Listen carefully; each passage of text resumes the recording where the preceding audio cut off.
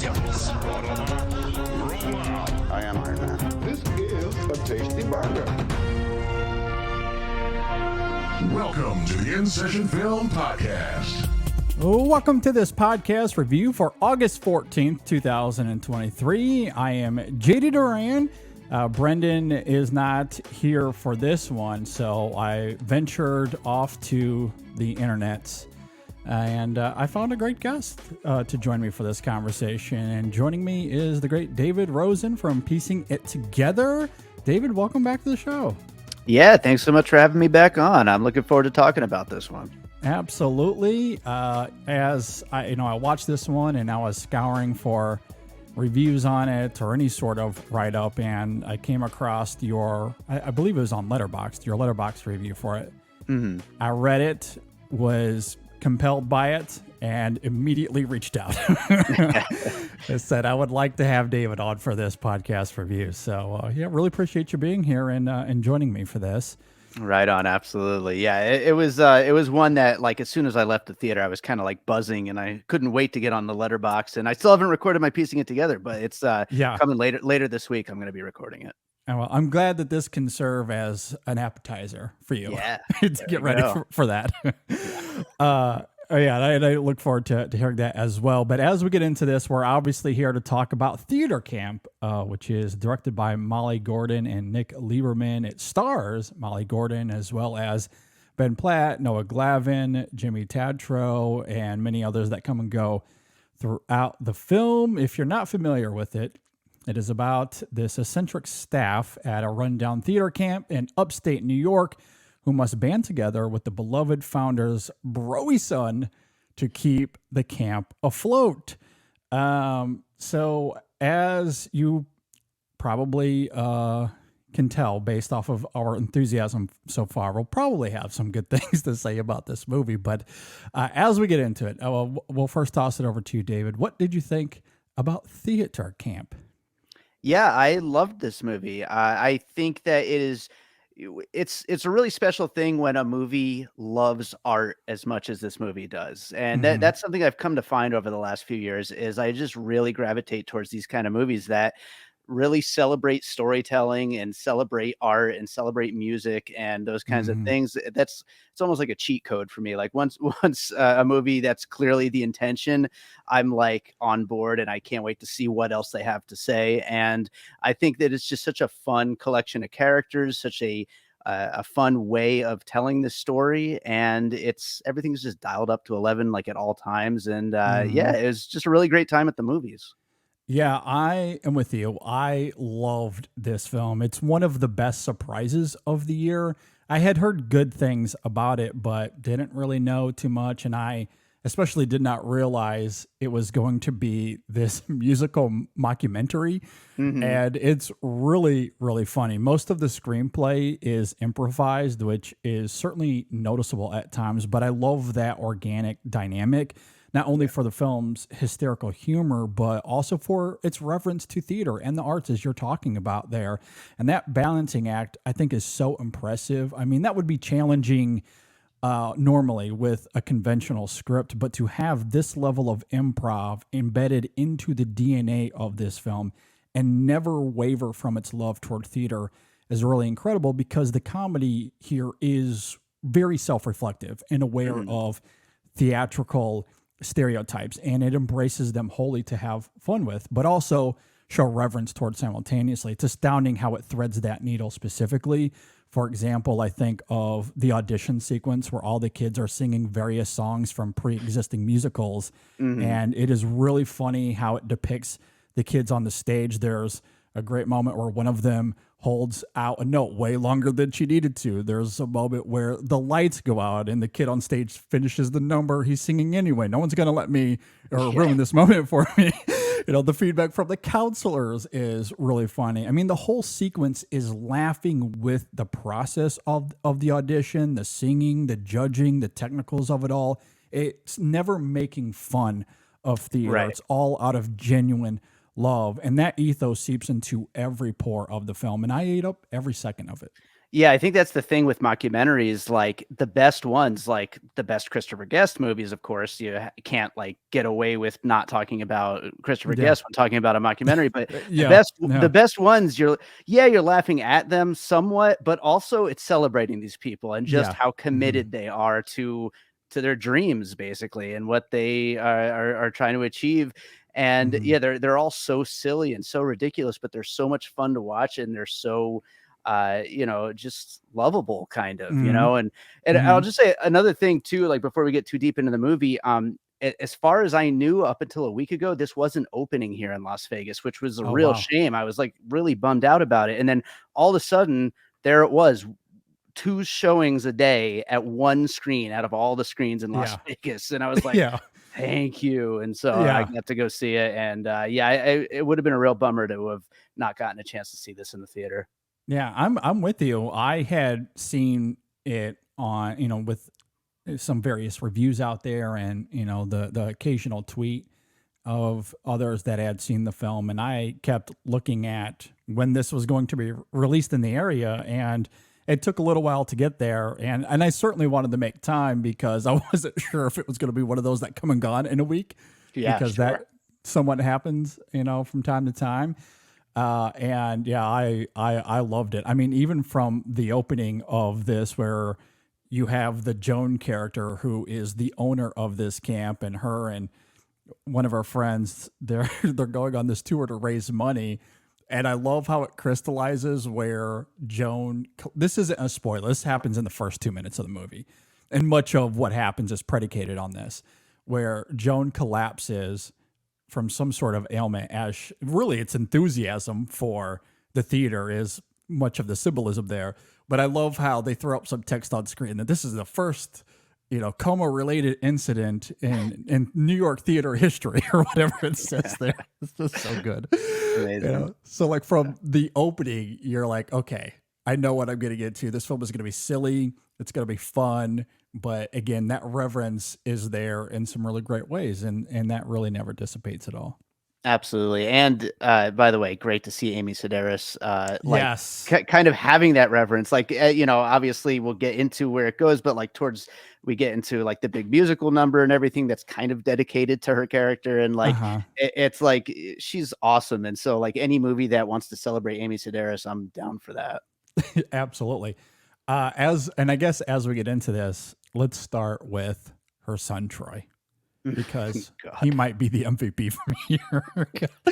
I love Jimmy Tatro as Troy here, and I have to actually thank my son a little bit for my enjoyment of this character, because he embraces, this internet persona, this YouTube persona, and there are elements of that culture that, admittedly, because I'm getting older and I don't spend as much time there, that I don't always have my pulse on the zeitgeist of whatever that is. Sure, That yeah. was actually some of the fun that I had with my son when we went to see, Mutant Mayhem a few weeks ago, because those are teenage mutant ninja turtles that are actually teenagers for once, and they walk and talk Sure. like teenagers of today.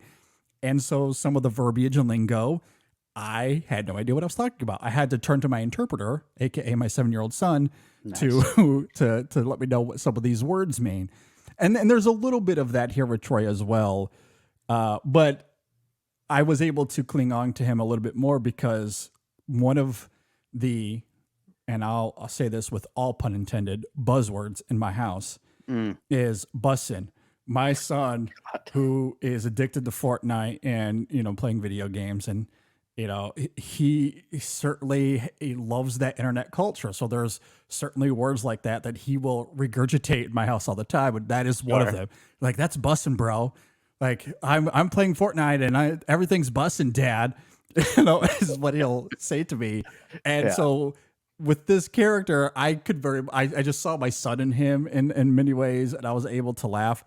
But even with the heart of the film, as we're talking about, I do love his arc here, in the sense that he's completely out of his element, and he might come off a little obtuse at times, but it's not out of a place of apathy. He does care, because This Right. camp is his mom's life.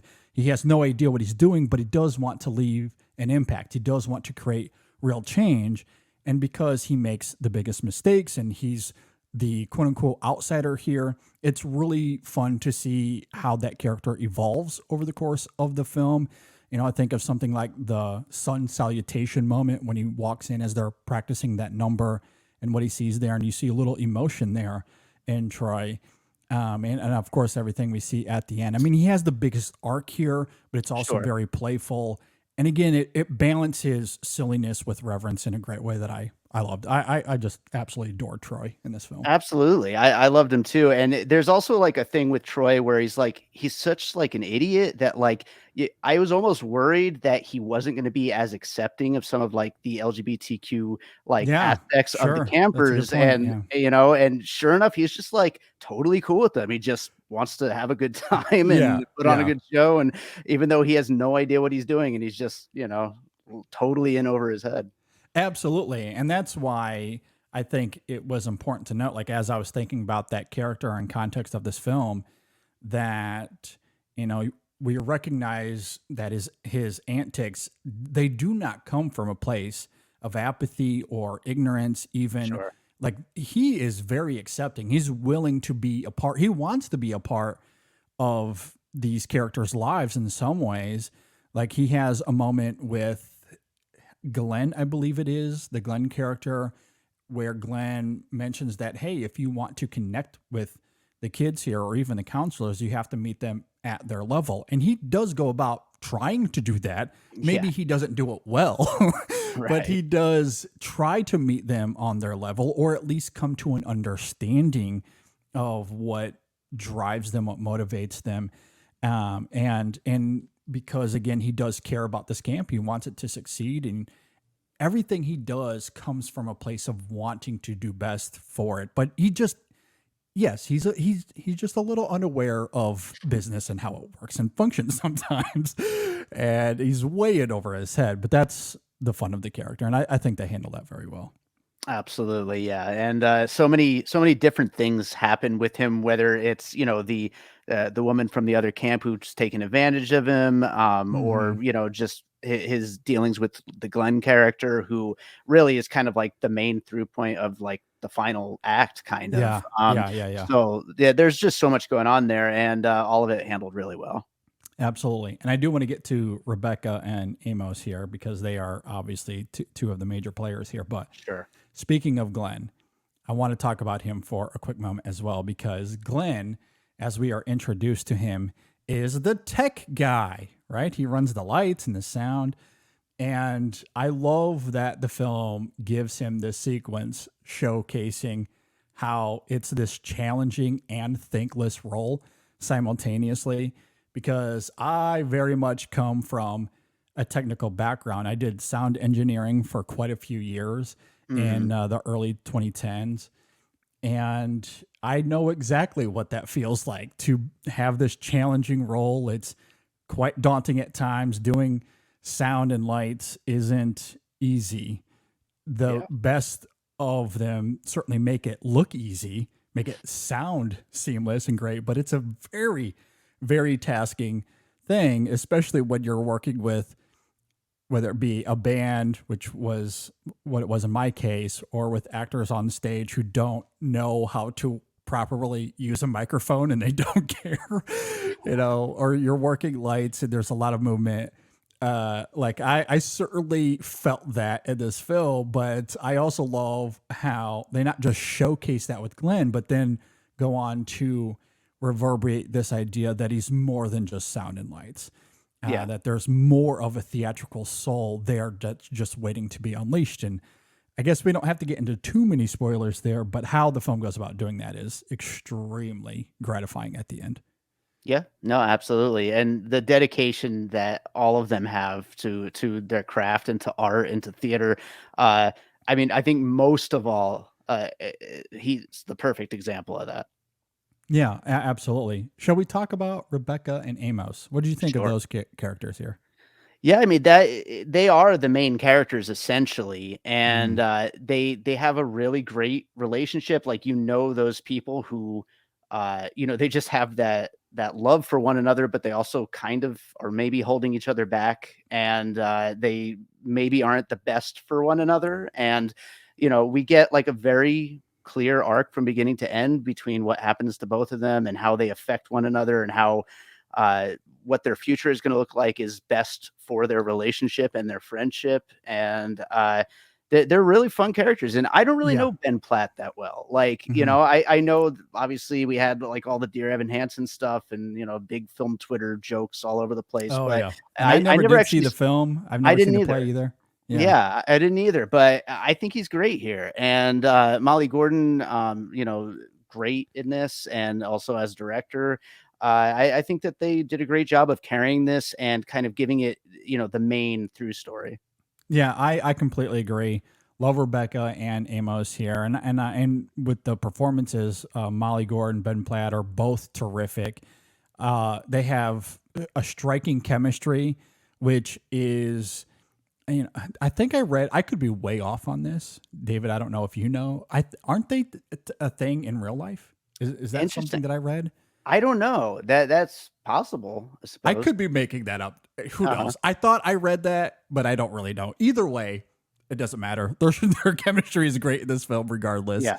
Yeah. And I love how it's actually a little bit twofold because their dynamic brings this incredible energy to the film and credence to how they could shape this musical in just a few weeks. They're really good at what they do. One of the gags of the film is they get to this camp, they have this little number that showcases what the musical is going to be, but they haven't written any of it when they show up. Right. So Yeah. they're writing it day one and rehearsing it and forming it in just a few weeks. And so that in itself brings an energy to this film that's lovely, and it gives weight to the conflict that arises between them as well when we see this idea form around ambition where they want to perform and maybe create their own musical outside of the camp, but there's also the other side of that coin where their identities are fully tethered to this camp in a lot of ways. And I love how the film taps into that dichotomy to create conflict between them as the film unfolds. There's Yeah. a little slight mystery with Rebecca and that she's disappeared a few different times throughout the film, and Amos isn't exactly sure what's going on. And ultimately, what's revealed, without getting into spoilers, it circles around ambition, this idea of wanting to perform because you are a performer, you're an artist, you want to create art, and that has this conflict that boils. And I think the you really feel that conflict because of that chemistry, and you Yeah. really sense how close these two are. But also they're never able to be together because of certain factors that are raised up at the beginning of the film. So Sure. I love the basic writing of that. Obviously, there's not, like the script here is very lean because so much of this film is improvised, but the basic outline of that I think is great. And then as performers, Gordon and Platt just tap into that in beautiful ways.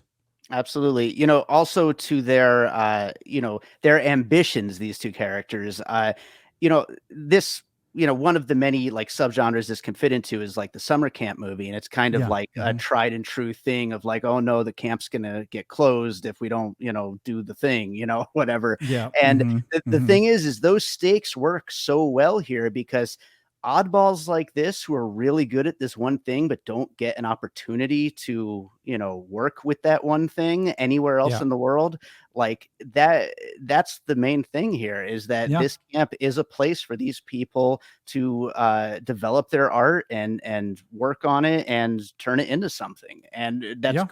that goes as much for Amos and Rebecca as it does for all the kids that are there Exactly. and Yeah. everybody. So it really gives what is essentially a silly comedy, it gives it a lot of stakes too. Yeah, honestly, I was really surprised by those tonal changes. I don't think that the film suffers from that at all Mhm. because the first half of this film is really quite silly and rambunctious in its comedy, and I love it. I absolutely adore the musical numbers here and so much of what it's doing comedically, but Yeah, I agree with you. I like how the film is able to implement this drama seamlessly and why it is important for them to nail this final number that they do at the end, and how it tethers to ambition, this idea of wanting to perform as counselors, as adults. They certainly want to participate in that, not just as directors away from the stage, but on stage as well, and how that informs what the kids are doing on stage. I think that it works incredibly well. And, coupled with the simplicity of, Joan is no longer able to be there. Like the camp doesn't make a lot of money as it is. That's Right. one of the first lines of the movie. And so Troy just has to keep it afloat. But as we talked about earlier, that is a struggle for him. But the film speaks to this a couple of different times pre the conflict that arises where, these kids talk about how their identities in so many ways are shaped by this camp. It's the only Yeah. moment of the year where they really get to be themselves. And then there's that moment that Amos has with Troy where he talks about how Troy isn't really one of them. Like this is where they belong. They don't, Right. these kids are picked last in gym, sort of a thing. So, I like how the film speaks to it in this subtle way. It doesn't really beat you over the head at all with those ideas, but it just comes through in how these characters react to one another. And, Yeah. and sometimes there's a little heftiness to it, but and a lot of the times it comes through comedically, right? I think of that moment where, and forgive me, I can't remember the character's name, but he's one of the students here. He gets caught playing football with a few of his friends, and everyone's like, "What are you doing? Can't play How dare sports he? here." Yeah, Yeah. I love that. Like little moments like that, Yeah. really nail it home. Amazing. I love it. Yeah. Anything else that comes to mind for you with this film? I really love Nathan Lee Graham. That's Clive. Yeah, he's Yeah. great. I didn't Yeah. I didn't realize it until I was looking him up afterwards that that's the guy from Zoolander. Yeah. Mhm. He's so funny in this. He has that line where he's telling these little kids basically that they need to know that only 3% of people make it. Yeah. And God, what a great line like that. Because I mean, it's Yeah. basically true, even if that's as negative as can humanly be. But Yeah. like, I know. Just it's making it great. real for these kids. It's Yeah. so real. So yeah, I just love that character. I wanted to shout him out, and Uh-huh. yeah, and I just love a thing insert plug for when I do my piecing it together episode. But like I love when a movie you could kind of look at it from so many different angles of what kind of like boxes it kind of fits into. We already mentioned like summer camp movies and theater movies. It's also LGBTQ movies, Mhm. mockumentaries, like platonic friendship movies, art movies. Like we're going to be able to look at this when I do this episode from so many different other kinds of movies that might have inspired it, that it's like it really just makes it for a fun one to talk about. And like I've had Mhm. fun talking with you about it right now. Like there's just so many different Yeah. aspects to this film. I mean, Troy alone, we could have went a half hour on him. So, I mean, if you want to talk more about Troy, I'm certainly willing to. I mean, I loved that character so much. It's really funny, but I just love the sincerity of it. Like I love the earnestness of Troy, that he just wants to do the right thing. He's trying. He just has no idea what he's doing, but he puts on this front, like this facade that that he's the one in charge. But mhm. we see immediately that he's not, right? The moment he walks on stage to introduce the summer, like no one pays attention to him. Like Not Amos has even to get on at stage to get all. everyone's attention.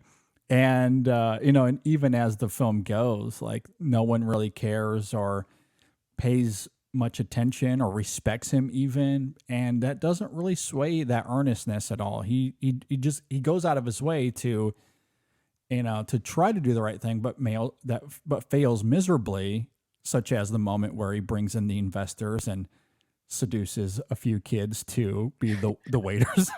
For this, like okay, like he's trying, but doesn't go well, like things In like his head, that. it seemed like a good idea, I'm sure.